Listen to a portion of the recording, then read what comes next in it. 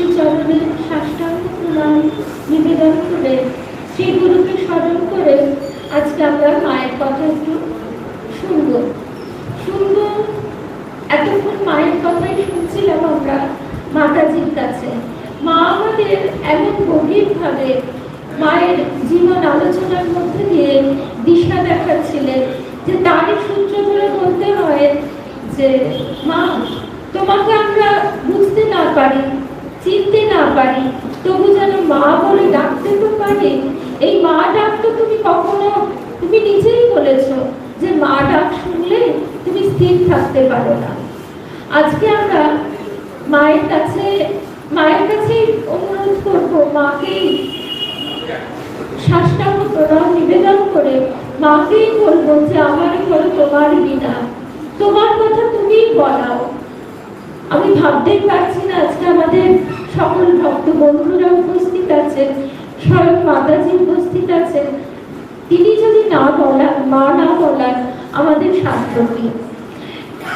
সাধক কবি তিনি তার সাধক লক্ষ্য উপলব্ধি থেকে বলছেন, ভক্তি দিতে তিনি কাতর হন, মুক্তি দিতে কাতর হন না। কিন্তু এবার যে শ্রী রামকৃষ্ণ লীলা, সেই শ্রী রামকৃষ্ণ লীলায় আমরা দেখছি যে সবই তার বেআইনি। গিরিশ ঘোষ বলেছিলেন যে তোমার বা সবই বেআইনি। তা সেই বেআইনি বিষয়টি মায়ের কাছে যেন আরো প্রশ্রয় পেয়েছে। সেই প্রথম থেকে মা সেখানে অভয় দিয়ে আগলে নিয়েছেন তার সন্তানদের। ঠাকুরের নিয়ম রুটি 3-4টের বেশি একেবারে কোনাগুন্তি রুটি খেতে হবে, কিন্তু ওই বাচ্চা ছেলে তাদের খিদে পেয়ে যায়, তাদের ঘুম পেয়ে যাবে বেশি রুটি খেলে। ঠাকুর খুব রাগ করছেন, বলছেন কে রুটি খাইয়েছে, কি আর করা যায়। তখন মায়ের কাছে তো আর ছেলেদের কোনো কিছু নেই, মা সন্তান।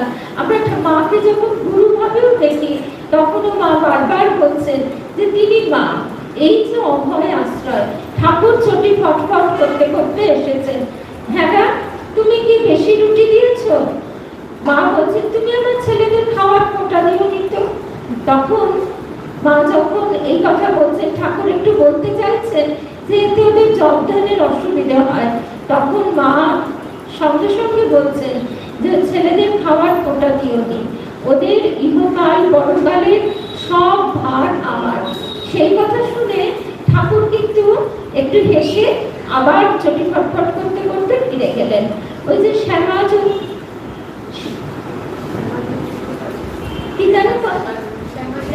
সদানন্দ সুখের পাশে শ্যামা যদি ফিরে যায়।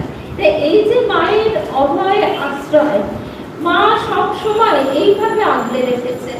এই যে আমরা সংসারী মানুষ, আমরা সংসারে হাত ছাড়তে পারছি না, কিছু পাচ্ছি না, কিভাবে কি হবে, মাকে তখন দুটি হাত ধরে মায়ের কাছে আবদার করে আমরা বলতে পারি, মা এবার কি হবে তুমি বলে দাও। মা কিন্তু সাড়া দেয়, এবং মা নিজে সে কথা বলেছেন, যদি আমরা শুনতে না পাই তার জন্য বুঝতে হবে, সেটিও মা বলেছেন আমরা এখনো প্রস্তুত হইনি। এই প্রস্তুতির পথেও মাই আমাদের নিয়ে যাবেন। সে ভরসাও মা দিচ্ছেন, কারণ আমরা কেউ বলতে পারি না যে আমাদের জীবনে চলার পথে কোনো ভুল ত্রুটি হয়নি।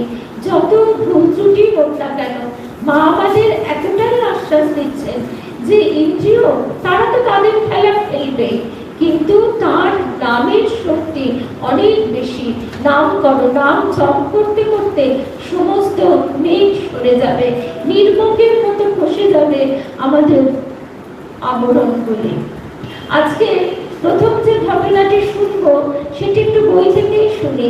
ওই যে আমরা প্রথমেই যে কথা দিয়ে শুরু করলাম, যে সাধকের উপলব্ধি যে তিনি মুক্তি দিতে কাতর নন, কিন্তু ভক্তি দিতে কাতর হন। এখানে ওই বেআইনি হিসেবে মা ভক্তিও বিলোচ্ছেন অবারিত। এই ঘটনাটি স্বয়ং দুর্গাপুরী দেবী, গৌরী মায়ের কালিতা কন্যা, আমরা জানি স্বয়ং জগন্নাথের সঙ্গে যার বিবাহ হয়েছিল। বলছেন মায়ের এক অদ্ভুত আকর্ষণী শক্তি ছিল। আবার বৃদ্ধ যে কেউ একবার তার কাছে এসেছে, তার অহেতুক স্নেহ আকর্ষণ সে জীবনে ভুলতে পারেনি।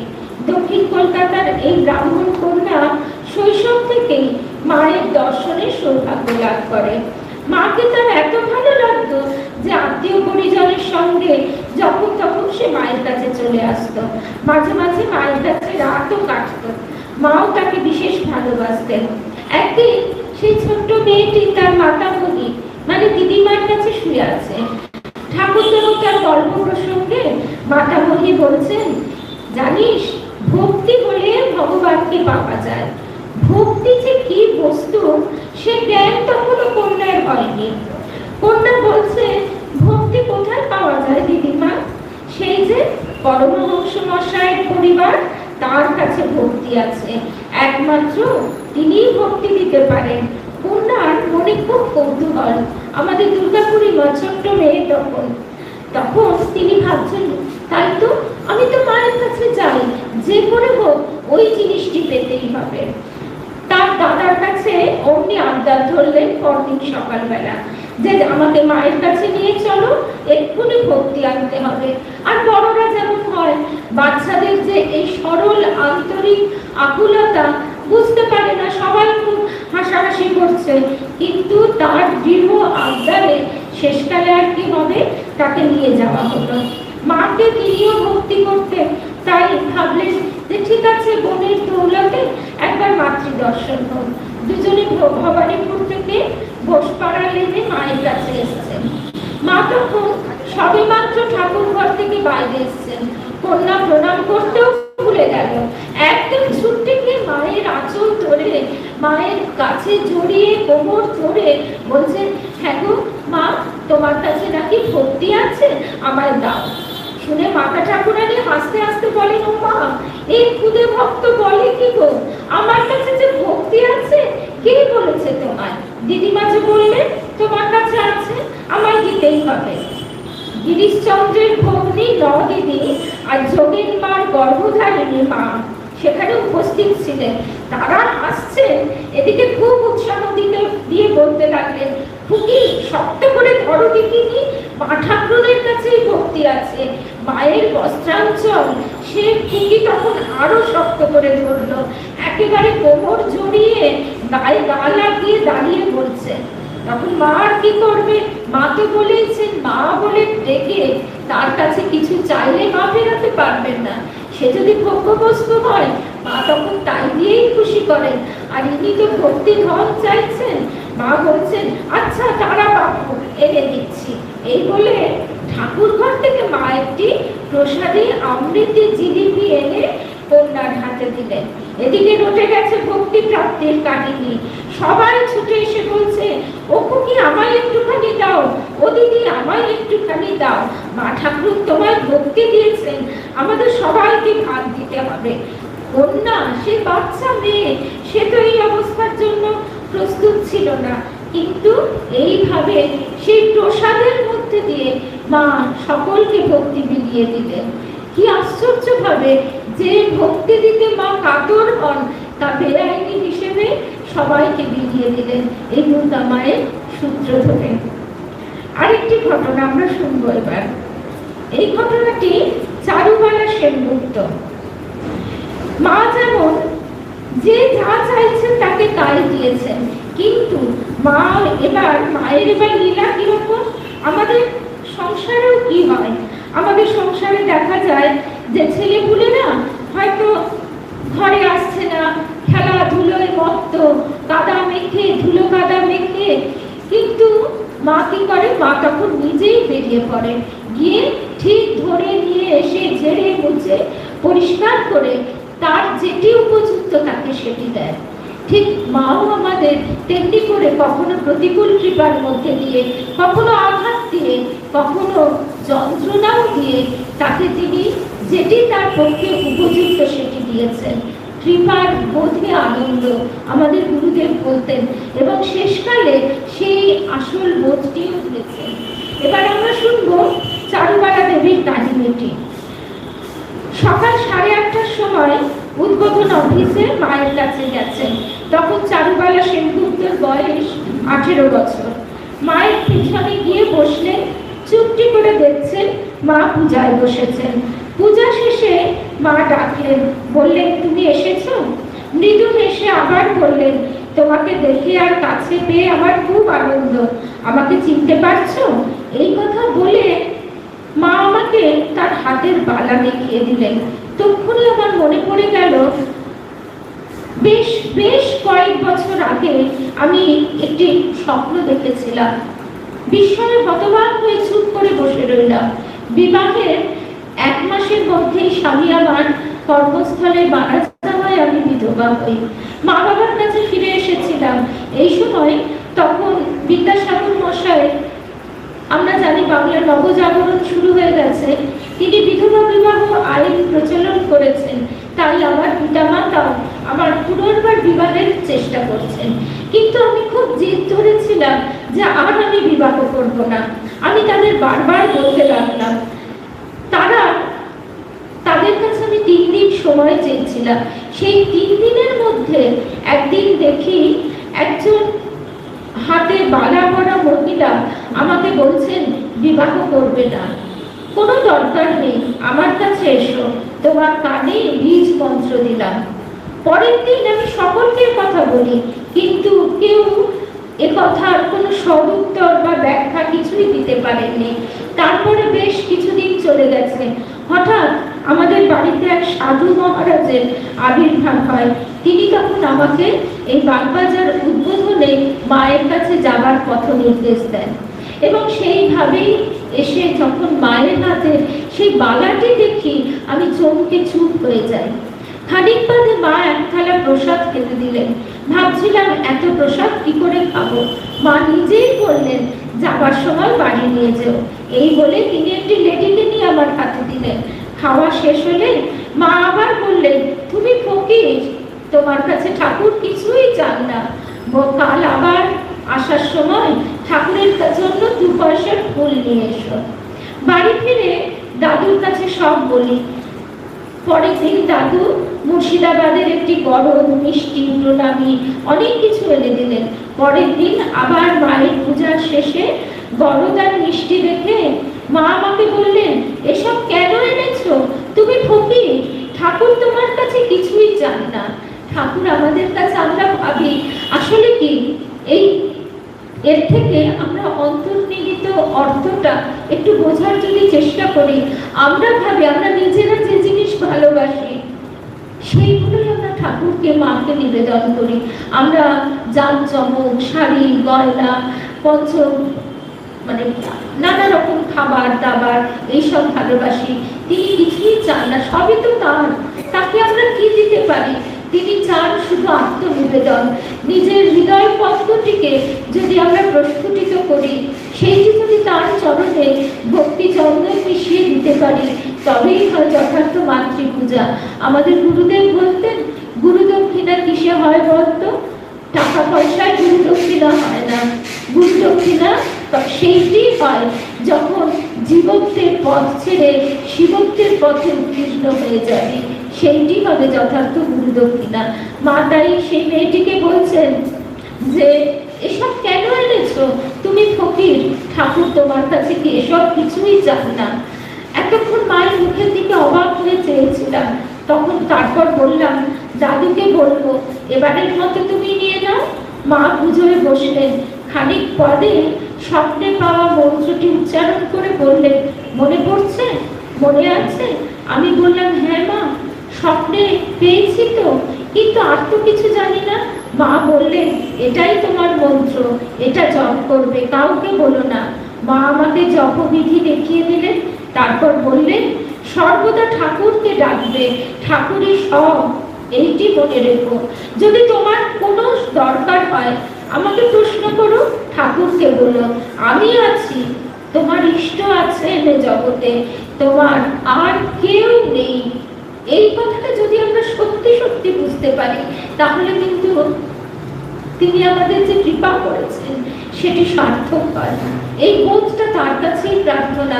যাদের আমরা অনেক সময় অনেকে বলে থাকি আমরা যে আমি ছেলের ওপর নির্ভর করি, স্বামীর ওপর, বন্ধুর ওপর, এ আমাকে চিরকাল দেখবে, কিন্তু সে যে দেখতে পারবে তার কোনো ঠিক নেই। সেখানে আমরা যদি যথার্থ মাকে মা বলে বিশ্বাস করে মায়ের কোলটিকে আঁকড়ে ধরি, তাহলে কিন্তু ভয় থাকে না। এই মায়ের পথে, ঈশ্বরের পথে এগিয়ে যাওয়ার অন্যতম লক্ষণ নির্ভীকতা, অভি। মায়ের কোলে বসে কোনো সন্তান, কোনো শিশু কাঁদে না, সে সবসময় হাসি মুখে থাকে, সে ভয়ও পায় না। তাই মা তখন তাকে ঠিক কাউকে না কাউকে দিয়ে, তার মায়ের যে যন্ত্রস্বরূপ কাউকে না কাউকে দিয়ে পথ দেখিয়ে নিয়ে চলেন।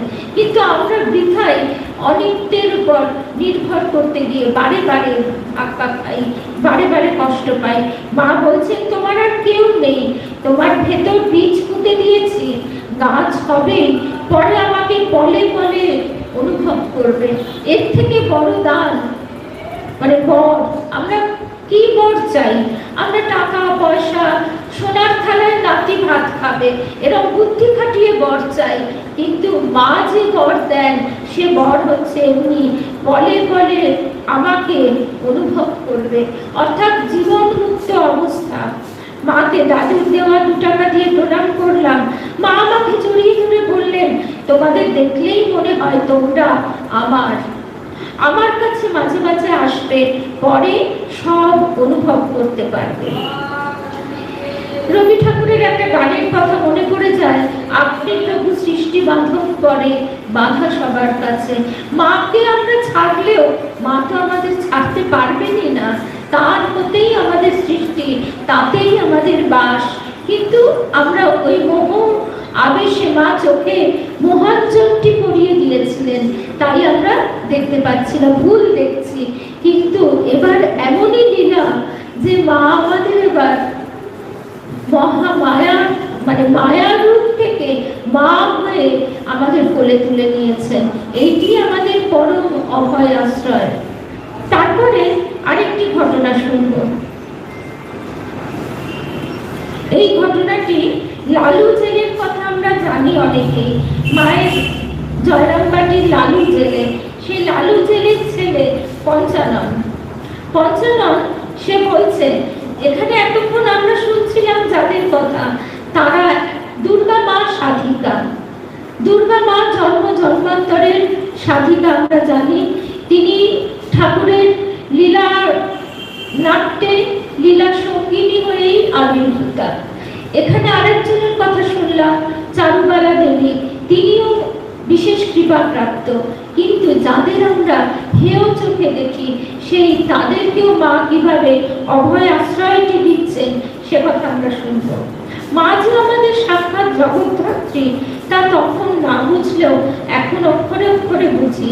আমাদের তো মানব চক্ষু, সে দেবতাকে চিনব কেমন করে? বলছে সেই জেলে যে পঞ্চানন, তার নাম লালু জেলের ছেলে।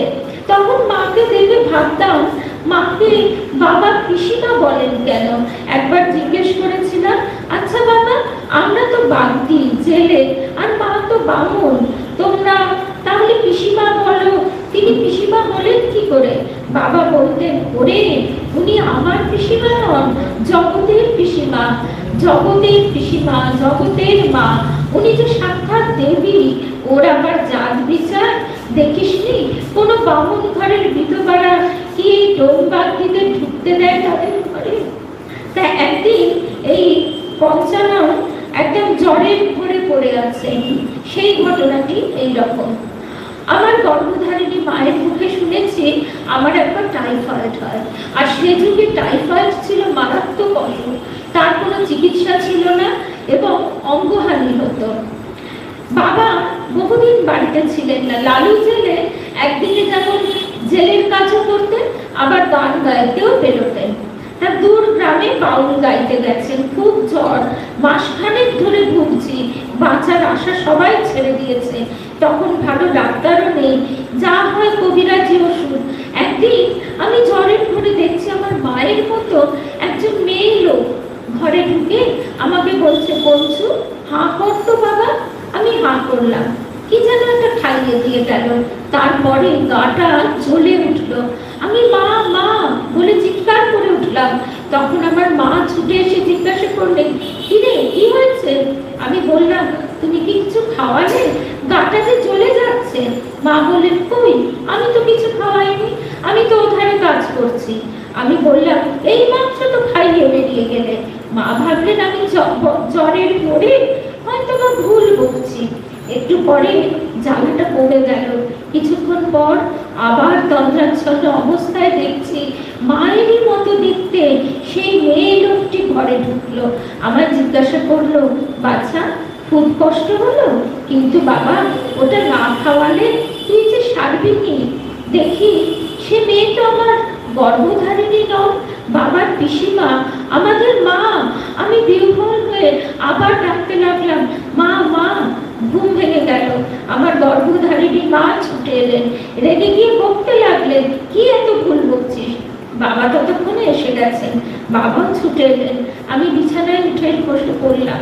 বাবা, তোমার পিসিমা আমাকে কি খাইয়ে দিয়ে গেল? প্রথমটা গা জ্বলে উঠলো, এখন দেখছি মাথাটা হালকা হালকা। বাবা বললেন, বলিস কি? যাক, আর ভয় নেই, এবার সেরে যাবি। সেই যে সেরে গেল।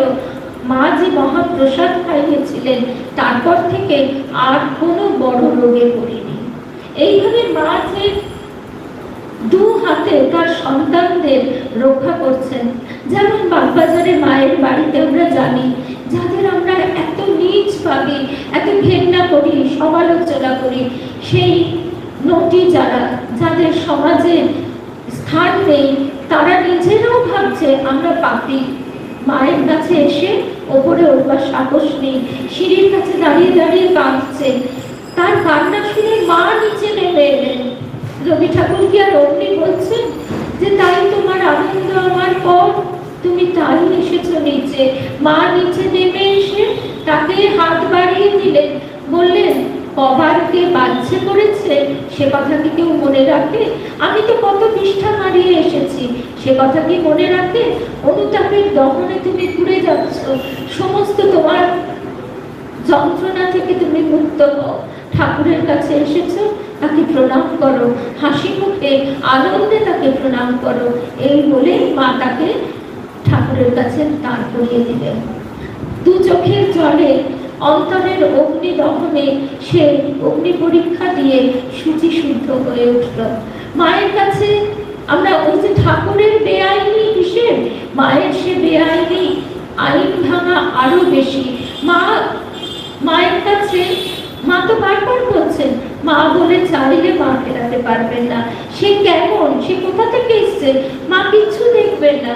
ঠাকুরের বড় খাবো না, ওর হাতে খাবো না একটু ছিল। ঠাকুর খেতে পারতেন না সবসময়। কিন্তু সেদিন সেই সমাজচ্যুতা মহিলাটি হঠাৎ এসে বলল, মা আজ আমি নিয়ে যাচ্ছি, বলে ঠাকুরের খাবার থালা নিয়ে গেল।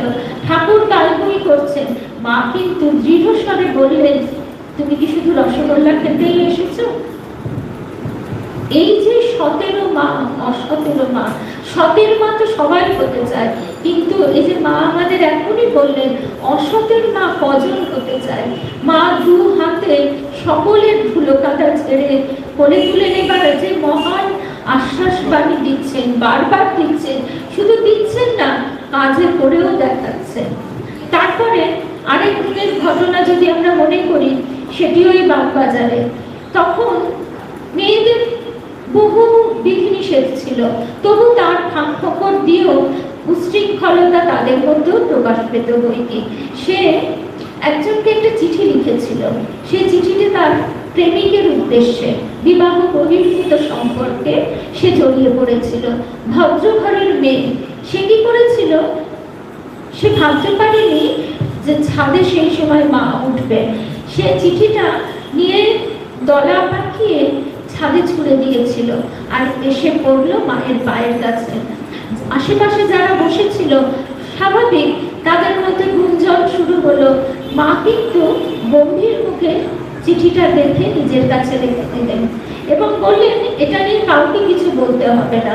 স্বাভাবিক, এইরকম একটা খবর, এরকম একটা কথা অন্তর্মহল থেকে বহির্মহলে ছড়িয়ে পড়তে সময় লাগছে না বুঝেই মা কিন্তু আরো গম্ভীর হয়ে গেলেন, আর সেই দেখে সবাই চুপ করে গেল। এর কিছুদিন বাদে মা ঠিক দুপুরবেলা ছাদে উঠলেন এবং সেই চিঠিটি নিয়ে সেই মেয়েটি ছাদে ছিল, তার হাতে ফেরত দিয়ে দিলেন। বললেন যে তুমি বোধহয় তোমার স্বামীকে চিঠি লিখেছিলে, দেখো তোমার জিনিস তোমাকেই ফেরত দিয়ে দিলাম, কার হাতে কখন পড়ে যাবে। মেয়েটি লজ্জায় পদবদন হয়ে রইল। মা তাকে এইভাবেই শিক্ষা দিলেন। মা সব জেনেও শাসন করলেন না, তার ভিতরে শুধুমাত্র তার কালিমাটি ক্ষমার প্রলেপ দিয়ে মুছিয়ে দিলেন। তারপর থেকে নিশ্চয়ই সে আর দ্বিতীয়বার এই অন্যায় কাজে যুক্ত হতে পারবে না। আবার এই যে এক ডোম দম্পতির কথা, দম্পতি মানে কি, সেও তাই ডোম পুরুষ সে মেয়েটিকে তার সংসার থেকে প্রভোগ করে নিয়ে এসেছে। নিয়ে এসে তারপর যখন তার ফুর্তি করা শেষ হয়ে গেছে, তখন তাকে সে দূর দূর করে দাঁড়িয়ে দিচ্ছে। সে কাঁদতে কাঁদতে মায়ের কাছে এসে পড়েছে। মা কি করলেন, আমরা হলে তো নাক ছিটকে উঠতাম ঘেন্নায়, কিন্তু মা একেবারে সেই ডোমের মেয়েটিকে সম্পূর্ণ সাপোর্ট করে সেই পুরুষটিকে রীতিমতো ধমক দিলেন। বললেন তুমি তার সেবা নিয়েছ, সে তোমার জন্য সব ত্যাগ করেছে, আজকে তুমি তাকে যদি ছেড়ে দাও ধর্মে সইবে, যাও তাকে তুমি গ্রহণ করো, ঘরে নিয়ে যাও। এই নীরব বিপ্লব তিনি ঘটিয়ে দিলেন। তার জন্য কোনো মঞ্চ দরকার হলো না, তার জন্য বক্তৃতা দরকার হলো না, মা নিজের জীবন দিয়ে সেই ভাবটি দেখিয়ে দিলেন। তারপরে অনেকটা সময় আমরা পার হয়ে গেছি। আসলে মায়ের কথা বলতে গেলে কখনো শুরু এবং শেষ করা যায় না। তার মধ্যে একটা কথা বিশেষ করে মনে পড়ছে, এই যে কৃপা, মায়ের কৃপা, আমরা সবাই কৃপা পাই, কিন্তু পেয়ে আমরা ধারণ করতে পারি না। আমরা যদি একটি কলসির কথা ভাবি, তার ভিতরে যদি আমাদের অহমে পরিপূর্ণ থাকে, তাহলে সেই কৃপা বাড়ি কোথায় সঞ্চিত হবে?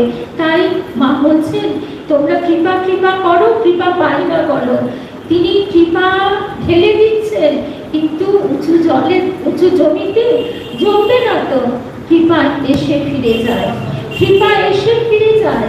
তাই রবি ঠাকুর গাইছেন, যদি আমার ভিতরে তোমার বন্ধ রাখে গো করবো, দ্বার ভেঙে তুমি এসো মোর প্রাণে, ফিরিয়া যেও না প্রভু। তার কাছে তাই আমাদের বারবার প্রার্থনা, মাগো তুমি আমাদের ধুয়ে মুছে সাফ করে নাও, ধুয়ে মুছে তোমার শ্রীচরণে, ঠাকুরের শ্রীচরণে উপযুক্ত করে দাও। স্বামীজি সেবার ফিরেছেন শিকাগো থেকে। সেখান থেকে ফেরার পর মায়ের দর্শনে গেছেন। একদম স্বামীজি গম্ভীর। মাকে এরাই চিনেছিলেন। মায়ের সামনে স্বামীজির বাক্য স্ফূর্তি হতো না। সাধু নাগ মহাশয় হাওয়ায় ঝড়ে কম্পিত কলা পাতার মতো কাঁপতেন। সাধু নাগ মহাশয়, বাবুরাম মহারাজ, শিবানন্দ মহারাজ, এদের কাছে আমরা বুঝতে পারি যে মায়ের কি স্বরূপ, তার আভাসটুকু হয়তো বুঝতে পারি, কিন্তু আবার বুঝেও কোথায় হারিয়ে যায়। তখন সেই স্বামী ভূতেশানন্দজি মহারাজের কথাটি বারবার মনে পড়ে। আমরা দু হাত তুলে তো আর কিছু না পারি, মা মা বলে ডাকতে তো পারি। আর মা নিজে এত বড় অভয় দিয়েছেন, আশ্বাস দিয়েছেন যে মা বলে ডাকলে তিনি কাউকে ফেরাবেন না। আরেক দিনের ঘটনা, ও স্বামীজির কথাটা আরেকটু আছে। স্বামীজি বলছেন যে এই যে তিনি দীর্ঘ 7 বছর পর মাতৃদর্শনে এসেছেন, এই সমস্ত কিছু তিনি মায়ের চরণে নিবেদন করে দিচ্ছেন। তখন যোগেন মা, তিনি মায়ের হয়ে বলছেন যে বাবা, এ সবই ঠাকুরের কৃপায়, ঠাকুর তোমাকে তার যন্ত্ররূপে কাজ করিয়েছেন। তখন স্বামীজি কাতর হয়ে বলছেন, কিন্তু আমি তো আরো করতে চাই, কিন্তু সেটা তো তাড়াতাড়ি হচ্ছে না। তখন মা বলছেন, ধৈর্য ধরো, সব হবে, একদিন জগৎ এই প্লাবনে ভেসে যাবে। আজকে কিন্তু আমরা সেটাই দেখতে পাচ্ছি। আজকে যখন এখানে আসছি, চারিদিকে হাওয়াই হট্টগোল, হাট বাজার, তার মধ্যেই মা আমাদের অন্তরে কিভাবে শান্তির, আনন্দের আলোখানি জেলে দিচ্ছেন। এই আলোটি নিয়ে আমরা বাড়ি ফিরে সকলের মনে যেন এই আলোটি ছড়িয়ে দিতে পারি। মা তার আলো আমাদের সকলের মধ্যে জেলে দিচ্ছেন। তারপরে সেই দিনের কথাটা বলে আজকে শেষ বাঙাল, মানে যারা গ্রামের রাখাল ছেলে, যারা ওই গরু বাছুর চড়াতে যায়, ধুধু প্রান্তরে গরু বাছুর চড়াতে যায়, সেখানে কালবৈশাখী ঝড় যখন ওঠে তখন দিক বিদিক দেখা যায় না, ধুলোর ঝড়ে চারিদিক অন্ধকার হয়ে যায়। আর সেই ঝড়ের উন্মত্ততা আমরা শহরে বসে ভাবতে পারি না।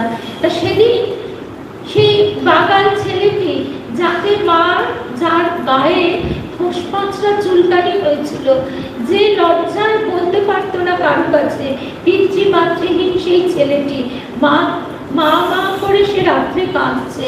তার কান্না শুনে পরদিন সে কত দূর থেকে মা শুনেছেন মাই জানেন, মা তাকে ডেকে পাঠিয়ে নিজে হাতে নীল হলুদ বেটে তাকে হাতে হাতে তুলে কিভাবে লাগাতে হবে দেখিয়ে দিচ্ছেন। তো সেই রকম আরেক বাগান, অমনি ঝড় উঠেছে, সে ভয়ে গরু বাছুরগুলো দলছুট হয়ে এদিক ওদিক পালাচ্ছে, কার কখন কি বিপদ হবে জানে না। সেই সময় হঠাৎ দেখছেন মা যেন একদম জগৎ জননীর মতো মাঠ পার হয়ে আসছে আর ডাকছেন, আয় আয় আয়। সেই আহ্বান শুনে হঠাৎ গরুগুলো কোথা থেকে যেন একদম চলে এলো, যেন শ্রী রাধিকা কৃষ্ণের বংশীধ্বনি শুনে এসে দাঁড়াচ্ছেন সেই গাছের তলায়। স্বামী অজ্ঞানন্দজি মহারাজ বলছেন, সেই তমাল বৃক্ষের তলায় শ্রী রাধিকা এসে দাঁড়াচ্ছেন আর সেই গরুগুলি এক এক করে আসছে। কিন্তু শ্রী রাধিকার এখানে মাতৃরূপ, তার সেই আয় আয় আহ্বান ধ্বনিতে সেই বাঙালিরা যতজন ছিল দৌড়ে এসে মাকে জড়িয়ে ধরল। আর তেমনি শুরু হলো তুমুল বৃষ্টি। সেই ঝড় বৃষ্টিতে মা সকলকে আগলে নিয়ে দাঁড়িয়ে রইলেন। সেই বাগানটি এখন বুড়ো হয়ে গেছেন। তিনি স্বামী অজ্ঞানন্দজি মহারাজকে বলছেন, শুধু এই একটি দিনের কথা আমি আজও ভুলতে পারি না। দেখুন, আমি তো মুখ্য সূক্ষ্ম, আমরা বই লিখতে জানি না, আমরা বড় বড় কথা জানি না, কিন্তু শুধু মা ডাকেন, আজও ডাকছেন এবং আমরা মায়ের কাছেই রক্ষা পাই, এইটুকু জানি। এইটাই হচ্ছে আমাদের সবচেয়ে বড় জানা। পাণ্ডিত্য নয়, কোনো কিচ্ছু নয়। শুধু স্বামী অপূর্বানন্দজি মহারাজকেও মা বলছেন, তোমাকে অত জ্ঞান চচ্চড়ি করতে হবে না, শুধু জানো আমি মা, তুমি সন্তান। এই বোধটি তিনিই দেবেন, আমরা নিজেরাও সেটা পেতে পারি না। তার কাছে এইটি প্রার্থনা যে আমরা যেন সত্যি সত্যি বুঝতে পারি জন্ম জন্মান্তর পেরিয়ে তুমি দাঁড়িয়ে আছো। আর আমরা গর্ভধারিণী যে মাকে পাই তার মধ্যে কিন্তু সীমাবদ্ধতা থাকে, কারণ তার ভিতরে জীবত্বের প্রলেপ থাকে। আমরাও মা, আমাদের ভিতরেও জীবত্বের প্রলেপ। তাই আমাদের ভিতর দিয়ে সেই মায়ের অসীম রূপটি, বন্দি ভাঙা রূপটি প্রকাশিত হয় না। আমরা দেহের মধ্যে আবদ্ধ, দেহজাত সন্তানটিকেই শুধু সন্তান ভাবি, কিন্তু মা যে বন্দি ভাঙা শুধু নয়, মা জগন মাতা, সবাই আমরা মায়ের সন্তান। মায়ের কোলে যেন আমরা চির আশ্রয় লাভ করি, আর সেইটি যেন বুঝতে পারি, এইটি মায়ের কাছে প্রার্থনা। আজকে তাহলে মাতাজিকে প্রণাম জানিয়ে, ঠাকুর মা স্বামীজির চরণে, শ্রীগুরুর চরণে সাষ্টাঙ্গ প্রণাম জানিয়ে, ভক্ত বন্ধুদের প্রণাম জানিয়ে শেষ করি আজকের প্রসঙ্গ। জয় রামকৃষ্ণ, জয় মা।